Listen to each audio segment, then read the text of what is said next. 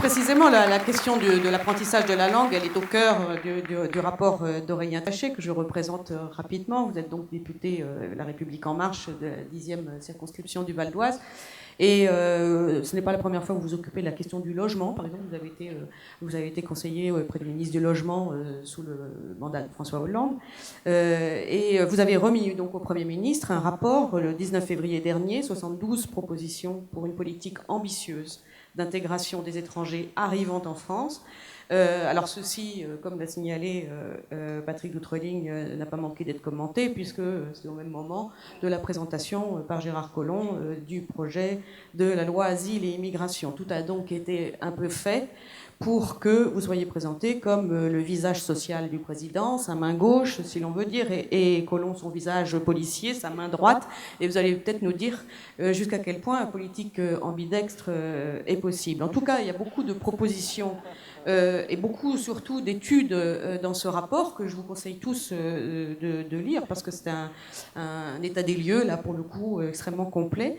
Mais effectivement, vous proposez des solutions, des préconisations en 5 axes. La langue française et la formation civique arrivant en premier. Je m'imagine que c'est un ordre de priorité. Accès à l'emploi, et l'accès à l'emploi surtout pour les demandeurs d'asile, même en attente de réponse de leur dossier. Accès au logement et à la santé. Et intégration à la culture, ce que vous mettez sur l'intégration à la culture, c'est aussi toute cette vie civile et l'implication de la société, de l'intégration dans la société civile, telle qu'elle se pratique déjà, donc d'une manière de prendre en compte tout ce travail qui est déjà fait par les associations. Les 3 mesures phares qui ont été déjà un peu commentées, c'est cet accès à l'emploi, cet accès facilité à la nationalité française, ça c'est aussi dans la ligne de l'apprentissage de la langue. Et la dernière, qui est peut-être finalement la plus audacieuse, mais la plus technique, la plus ennuyeuse, qui est celle de faire sortir la politique d'immigration et d'intégration de la seule logique du ministère de l'Intérieur, qui tend à concevoir, comme l'a dit très bien Catherine de Benden, qui tend à concevoir l'immigration comme un problème de police et de frontières, et que vous proposez donc vraiment une politique interministérielle pour cela. Alors, quand même, Aurélien Taché, vous n'allez pas forcément nous redétailler toutes les mesures que vous avez faites, mais l'esprit un peu dans lequel vous avez travaillé, qu'est-ce que c'est que faire de la politique? Vous appliquez beaucoup à être dans le pragmatisme, dans la proposition concrète, mais compte tenu de ce que nous avons dit déjà précédemment sur cette question de ce fameux prêt-à-penser, est-ce que réhabiliter une vraie politique d'accueil et d'intégration, est-ce que c'est possible sans changer de discours? Est-ce que c'est possible sans véritablement s'intéresser aussi aux principes, aux concepts et surtout aux paroles? Alors, merci d'abord de votre invitation. Merci à Damien Carême, effectivement, pour avoir organisé cette journée sur l'accueil. Et merci de me donner l'occasion de parler d'intégration, parce que c'est un sujet qui est en général éludé. On le traite au mieux à la fin si on a un petit peu de temps. Et moi, je pense qu'au contraire, c'est en parlant d'intégration, en réfléchissant sur la question d'intégration, qu'on peut ensuite faire évoluer les mentalités sur l'accueil. Mais je m'explique. Oui, la France, elle peut accueillir mieux, la France, elle peut accueillir plus. On a encore des gens dehors au moment où on se parle, et juste à côté d'ici, et c'est insupportable. Pour autant, si on veut vraiment faire mieux et plus, je suis convaincu qu'il faut qu'on aille un petit peu plus loin dans la réflexion, et qu'on se demande quelle place on fait aux étrangers qu'on accueille en France. Alors, Patrick Doutreling soulignait qu'on m'avait demandé de travailler sur la question des réfugiés. Un petit peu plus que ça, c'est-à-dire tous les étrangers qu'on accueille en France. C'est 130 000 personnes à peu près qui arrivent chaque année en France et à qui on donne l'asile, ou qui viennent au titre du regroupement familial ou pour une autre raison, mais en tout cas 130 000 personnes à qui on délivre un titre de séjour. Et souvent la réflexion s'arrête là en fait. Souvent on ne se demande pas ce qui se passe ensuite, et tous les débats politiques qu'on a eus depuis 10, 20, 30 ans sur ces questions se limitaient à cette question effectivement de qui on accueille ou non, sans se demander ce qui se passait après. Et donc moi, je rejoins complètement le manque, enfin le constat qui fait qu'il y avait un manque de portage politique vraiment sérieux sur la question de l'immigration et de l'intégration. Non seulement il y a eu un manque de portage, mais il y a eu aussi beaucoup d'instrumentalisation, de part et d'autre d'ailleurs, avec soit des discours qui tendent à faire de l'immigré finalement la cause de tous les maux, des discours aussi parfois très durs à l'inverse sur des termes que moi, dans lesquels, à mon avis, ne font pas bien au débat, rafle ou autre. Enfin bref, il y a eu beaucoup d'instrumentalisation politicienne sur ces questions et on n'a pas parlé de politique publique, on n'a pas parlé de ce qu'on voulait faire concrètement pour les gens. Et parler de ça, finalement, c'est faire de la politique, c'est changer le discours, c'est dire à un moment, des gens arrivent, ils sont là, voilà, et ça, on peut juger que c'est bien ou mal, mais enfin, c'est une réalité. Maintenant, qu'est-ce qu'on fait et comment on fait pour que ce soit une chance finalement pour ceux qui arrivent comme pour le pays. Et là, il y a à mon avis un vrai changement de paradigme à opérer. Aujourd'hui, on a une politique d'accueil et d'intégration qui est vraiment avec effectivement deux mains, pour reprendre votre expression de tout à l'heure, mais moi je vois deux autres mains, c'est-à-dire soit une main de contrôle, oui, qui est celle du ministère de l'Intérieur, soit une main de prise en charge avec tout le formidable travail que font beaucoup d'associations en ouvrant des centres, en accueillant les gens. Mais on n'a pas finalement une logique d'investissement qui permettrait aux personnes d'être autonomes. On n'a pas une logique finalement qui permettrait, oui, voilà, de changer de paradigme et de se dire qu'une politique d'accueil et d'intégration, ce qu'elle doit faire, et ce dont elle doit viser, c'est à rendre des gens autonomes le plus rapidement possible. Alors ça passe par un certain nombre de changements assez radicaux par rapport à ce qui se fait aujourd'hui. Patrick de Truyn en a aussi évoqué un, qui est par exemple la question d'apprendre le français. Oui, il faut aller beaucoup plus loin sur la question de l'apprentissage du français en ayant plus d'heures qui sont proposées aux gens, et il faut le faire beaucoup plus vite.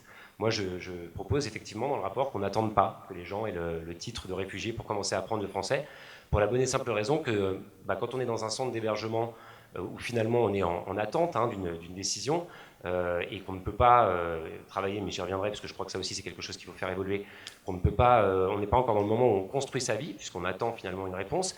On n'a rien mieux à faire que d'apprendre le français. Et les gens, ils le réclament. C'est d'ailleurs souvent ce qu'ils réclament en premier. Il suffit d'aller même sur des campements pour se rendre compte que souvent les gens, c'est d'abord ça qu'ils demandent avant même un hébergement ou autre.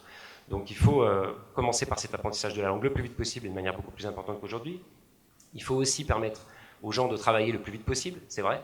On a une procédure d'asile qui est beaucoup trop longue en France et en plus, on n'autorise pas les demandeurs d'asile à travailler. Ou alors, théoriquement, au bout de 9 mois, ils peuvent faire une demande, mais enfin, bon, dans les faits, c'est très très peu. Donc la proposition que moi je fais là-dessus, elle est de dire qu'au maximum, après 6 mois, les gens doivent pouvoir travailler.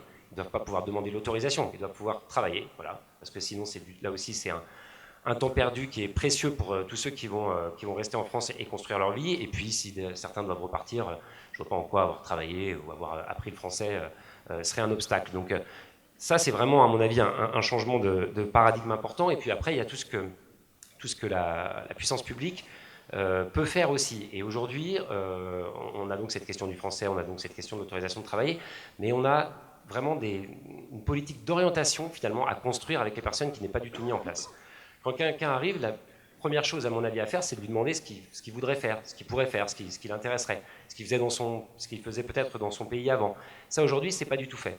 On a quelques expériences ici ou là qui ont pu démontrer que c'était intéressant, notamment beaucoup de choses se font dans les Hauts-de-France, donc c'est un plaisir de venir parler de ces sujets-là ici, parce que c'est sur bien des questions une terre très avant-gardiste. À Lille, par exemple, vous avez un programme qui est mis en place par l'AFPA et qui consiste à apprendre le français aux gens, à leur apprendre les codes de l'entreprise en France, leur métier de demain. C'est intéressant, mais il faut aller beaucoup plus loin, parce que moi, toutes les entreprises que j'ai pu rencontrer qui ont embauché ces réfugiés et qui ont pris part à ce programme m'ont dit que si c'était à refaire, elles le referaient, mais qu'elles avaient quand même dû se débrouiller un peu toutes seules, qu'elles avaient dû finalement demander à leurs salariés d'aller ouvrir un compte à la banque pour les personnes qu'elles venaient d'embaucher, pour les réfugiés qu'elles venaient d'embaucher, de demander à leurs salariés finalement de les accompagner à vélo le matin au travail. Bref, autant de choses qui sont admirable, et moi je salue les entreprises qui se sont engagées dans cette voie, mais qu'on n'a pas à demander à des entreprises de faire. C'est à la politique publique de mettre ça en place. Donc il faut vraiment qu'on change de logique et qu'on passe sur ce paradigme finalement de se demander, oui, comment les gens pourraient trouver leur place ici et de leur donner les moyens de le faire. Alors ça suppose d'en faire peut-être un petit peu moins sur le contrôle aussi, c'est vrai. Quand on a 4 rendez-vous en préfecture qui sont nécessaires pour avoir un titre de séjour, je ne suis pas sûr que les 4 soient utiles. Quand on a ces files d'attente interminables, moi je suis élu à Cergy, dans le Val d'Oise, qui sont réservés aux étrangers, je ne suis pas sûr que là non plus, le message qu'on envoie à la fois à ceux qui arrivent, à la fois aux Français, c'est de dire que finalement, oui, ça va bien se passer, oui, c'est une chance que de vous avoir ici. Non, c'est même plutôt le contraire, ça peut même avoir un effet de miroir déformant. Pourquoi il y a toujours autant d'étrangers à la préfecture? Pourquoi ils font la queue comme ça? Enfin, est-ce qu'il y a besoin de les contrôler autant? Donc c'est vrai qu'il y a des choses à changer là-dessus. Moi je propose par exemple qu'on ait des titres de séjour plus longs, qu'on arrête de demander aux gens de revenir tous les 6 mois, qu'on dématérialise aussi un certain nombre de demandes et qu'on ne soit pas obligé de venir 4 fois à la préfecture pour un titre de séjour.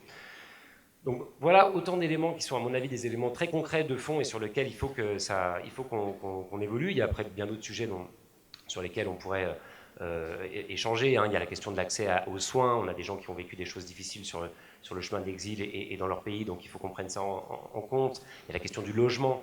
Adoma s'est exprimé, effectivement, il y a beaucoup de choses à faire là-dessus. Moi, je propose qu'on donne une prime de 1 000 € par logement qui soit mis à disposition des réfugiés. Ça peut paraître rien comme ça, mais j'ai rencontré beaucoup de maires qui m'ont dit, voilà, s'il y avait quand même symboliquement quelque chose de la part de l'État qui nous disait, allez, on y va, on accueille, plus le ferait. Donc, c'est plein de petits éléments comme ça qui, mis bout à bout, permettraient de changer la perception, permettraient de changer de logique. Et l'aboutissement du rapport, c'est finalement de se dire qu'effectivement, avoir un endroit, un établissement public, une agence, que sais-je, où on ne fait que réfléchir à ces questions, où on se demande finalement comment et quelle place trouvent les étrangers en France, où on le mesure aussi, où on regarde. Un étranger sur 3 seulement trouve un emploi dans les 5 premières années de son arrivée en France. C'est l'OCDE qui le dit parce qu'en France, on n'est pas capable de le mesurer. On n'a pas d'éléments pour ça, on ne produit aucune statistique, alors pas ethnique, mais sur l'insertion des étrangers par rapport aux nationaux. Donc il faut qu'on traite ces sujets, qu'on les porte, et il faut un endroit où finalement on ne fasse que ça et on ne fasse que réfléchir à comment et quelle place on donne aux étrangers qui arrivent dans notre pays. Et effectivement, là, je pense qu'on aurait fait une grande part du chemin si on avait construit cet espace et si on se mettait autour de la table pour regarder très concrètement quelle est la place que trouvent les étrangers en France. Je vous remercie.